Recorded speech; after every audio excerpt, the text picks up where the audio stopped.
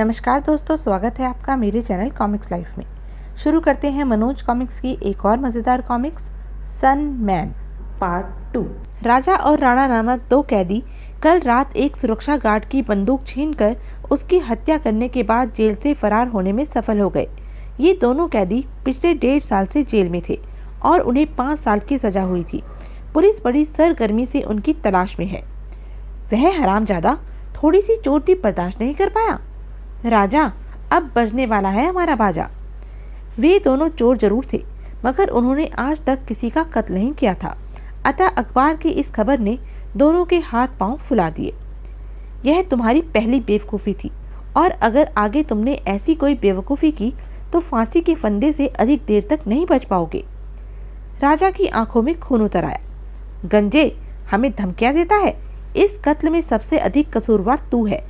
अगर तूने हमारे साथ कोई गड़बड़ी की तो दूसरा कत्ल तेरा होगा, समझे? हम तेरी इस बंजर खोपड़ी में घास उगाने के बाद ही मरेंगे। अरे रे, तुम तो नाराज हो गए। मैं तो तुम्हें समझा रहा था। ये लो 2000 रुपये, ये मुझे लौटाना भी नहीं। उनके जाने के बाद कुछ ही देर में भवानी सिंह भी अपनी खटारा कार में चल पड़ा। इस बेहुदा कार से जल्दी पीछा छूटने वाला है। इसकी जगह एक मर्सिडीज कार खरीदने का समय आने वाला है। करीब पौने घंटे बाद वह मूर्तियों से भरी एक दुकान में खड़ा था। आमा यार, बहुत समय बाद मिल रहे हो। क्या किसी खास मूर्ति की तलाश है? हाँ करीम खान, ऐसा ही समझो। जरा अंदर चलो, तुमसे एक ज़रूरी बात करनी है। अंदर एक छोटे से कमरे में पहुंचकर, मुझे ऐसी ही एक मूर्ति चाहिए करीम खान। सनमैन? हाँ, ठीक पहचाना। यूँ समझो, तुम्हें एक नकली सनमैन तैयार करना है। करीम खान को भवानी सिंह के अवैध धंधे की जानकारी थी। उसे तुरंत खतरे का आभास हो गया। सनमैन विश्व की सबसे कीमती मूर्ति समझी जाती है।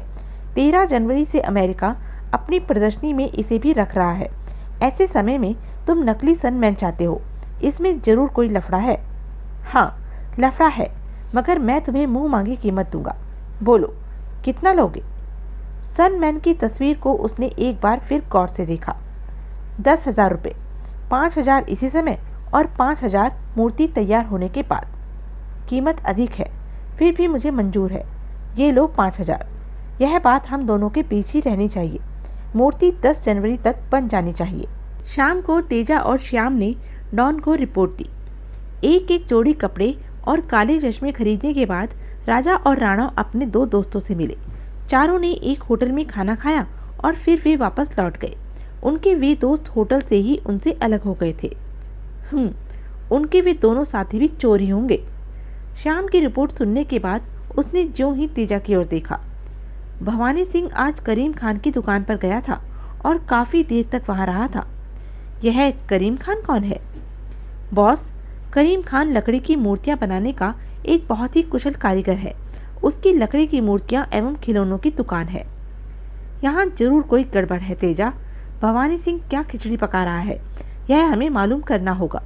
तुम कल ही सनमैन का कैटलॉग लेकर करीम खान से मिलो और उसकी एक मूर्ति बनाने के बारे में उससे बात करो। अगले दिन जो ही करीम खान ने अपनी दुकान खोली। आदाब अर्ज़ जनाब। कहिए, मैं आपके लिए क्या कर सकता हूँ? मैं इसी तरह की एक लकड़ी की मूर्ति बनवाना चाहता हूँ। पूरे 1,000 रुपये दूंगा। 10,000 रुपये में मेरे पास इसे बनाने का ऑर्डर आ चुका है। अगर 10,000 दे सकते हो तो बात करो, वरना अपना रास्ता नापो। 10,000? एक 10 इंच ऊंची लकड़ी की मूर्ति की कीमत? नहीं मियाँ नहीं, मैं तो इतना नहीं दे सकता। इच्छित जानकारी मिलते ही उसने इसकी सूचना डॉन को दी। बॉस, आपका शक ठीक निकला। भवानी सिंह ने 10,000 रुपये में करीम खान को एक नकली सनमैन की मूर्ति बनाने का ऑर्डर दिया है। तो वह हरामजादा मेरे साथ धोखा करने की सोच रहा है। उसकी हर एक गतिविधि पर नज़र रखते जाओ। 13 जनवरी को संगम हॉल भारतीय एवं विदेशियों से खचाखच भरा हुआ था। प्रदर्शनी का समय सुबह 9 बजे से शाम 4 बजे तक का था। अधिकतर भीड़ सनमैन के पास ही थी। राजा, राणा और उनके दोनों साथी कालिया तथा रघु भी सनमैन देखने वालों की भीड़ में शामिल थे। तो यही है वह दुनिया की सबसे कीमती मूर्ति। हाँ, तो यह है वह मूर्ति जिसके लिए भवानी सिंह हमें 20 लाख रुपए दे रहा है। सनमैन चारों तरफ से करंट युक्त तारों के बीच कांच से बने एक गोलाकार बॉक्स के अंदर रखा हुआ था। 3 घंटे तक संगम हॉल का निरीक्षण करने के बाद राजा, राणा, रघु और कालिया संग्रहालय से बाहर निकल आए। श्याम ने फिर उनका पीछा करना शुरू कर दिया। उधर डॉन और भवानी सिंह भी संग्रहालय में सनमैन के पास खड़े उसे बड़ी ही हसरत भरी नजरों से देख रहे थे। क्या राजा और राणा इसे चुरा पाएंगे? अगर वे असफल रहे तो मेरा तो बेड़ा गर्क हो जाएगा। डॉन का बच्चा मुझे नहीं छोड़ेगा। शाम के ठीक 4 बजते ही प्रदर्शनी बंद होने का अलार्म बज उठा। प्रदर्शनी का समय समाप्त हो चुका है। कृपया सब लोग तुरंत बाहर निकल जाएं। और चारों ओर गूंजती इस घोषणा के साथ ही सब लोग हॉल से बाहर निकलने लगे। दर्शकों के बाहर निकलते ही पुलिस ने संग्रहालय का एक एक कोना छान मारा। सब ठीक है? यस सर, सब बाहर निकल चुके हैं। अब हम दरवाजे बंद कर रहे हैं। ओके। और कड़ी जांच के बाद हॉल के 7 दरवाजे बंद कर दिए गए। संग्रहालय के सारे दरवाजे बंद किए जा चुके हैं सर। ओके, अब हम स्विच ऑन कर रहे हैं। संग्रहालय की कड़ी सुरक्षा व्यवस्था के दृष्टिकोण से पुलिस ने संग्रहालय के अंदर ही एक कंट्रोल रूम बनाया हुआ था, जहां से एक स्विच दबाते ही संग्रहालय के सभी दरवाजों पर करंट दौड़ने लगता था। सब दरवाजे बंद हो चुके हैं। अब मैं स्विच ऑन कर रहा हूँ। ओके, ऑन कर दो। कंट्रोल रूम में तैनात सुरक्षा अधिकारियों में CIA के एजेंट भी थे, इसलिए इस सुरक्षा प्रणाली से अमेरिका और भारत दोनों देश संतुष्ट थे और इस बात को चोरों की मंडली भी अच्छी तरह जानती थी। सनमैन को प्रदर्शनी के समय अर्थात सुबह 9 से 4 के बीच ही चुराया जा सकता है, लेकिन भीड़ में यह कैसे संभव है? हमारे लिए कुछ भी असंभव नहीं है। आज रात हम पूरी योजना तैयार कर लेंगे। हमारी पेमेंट का क्या होगा? चोरी के एक दिन पहले तुम्हें 10-10 हज़ार मिल जाएगा, बाकी 10-10 हज़ार का काम हो जाने के बाद। और सारी रात चोरी की योजना बनाने के बाद सुबह होते ही हम 16 जनवरी को सनमैन चुराने जा रहे हैं, इसलिए हमें कल तक आधी पेमेंट मिल जानी चाहिए। और इसके अलावा 1 लाख खर्चे के लिए अलग से, और साथ ही सनमैन की वह नकली मूर्ति भी। ठीक है, कल तुम्हें 11 लाख रुपए और सनमैन की नकली मूर्ति मिल जाएगी, मगर तुम उसे चुराओगे किस तरह? यह हम किसी को नहीं बताएंगे। भवानी प्यारे, आम खाने से मतलब रखो, पेड़ गिनने से नहीं। 16 जनवरी को ठीक 1 बजे तुम्हें सनमैन की मूर्ति मिल जाएगी। अब हम चलते हैं, अभी हमें बहुत से बकाया काम पूरे करने हैं। कल मुलाकात होगी, पैसे तैयार रखना। तैयार मिलेंगे। उनके जाते ही, मिस्टर डॉन, हमने सनमैन को चुराने की तारीख 16 जनवरी निश्चित कर ली है। 16 जनवरी को ठीक 2 बजे सनमैन तुम्हारे पास होगा। गुड, तो कल तक आप एडवांस? मुझे याद है, मैं कल ठीक 11 बजे तुम्हारे पास आ रहा हूँ। ओके। वायदे के अनुसार अगले दिन डॉन ठीक 11 बजे भवानी सिंह के पास था। ये देखो, इस सूटकेस में पूरे 5 करोड़ रुपए हैं। लेकिन रुपयों के साथ यह क्या है? यह टाइम बम है। यह सूटकेस तुम्हारे पास और इसकी चाबी मेरे पास रहेगी। Time bomb? यह किस लिए? डॉन ने सूटकेस बंद कर दिया। अगर तुमने मेरे साथ कोई धोखा या चालाकी दिखाने की कोशिश की तो कल ठीक 5 बजे इसके अंदर रखा टाइम बम फट जाएगा।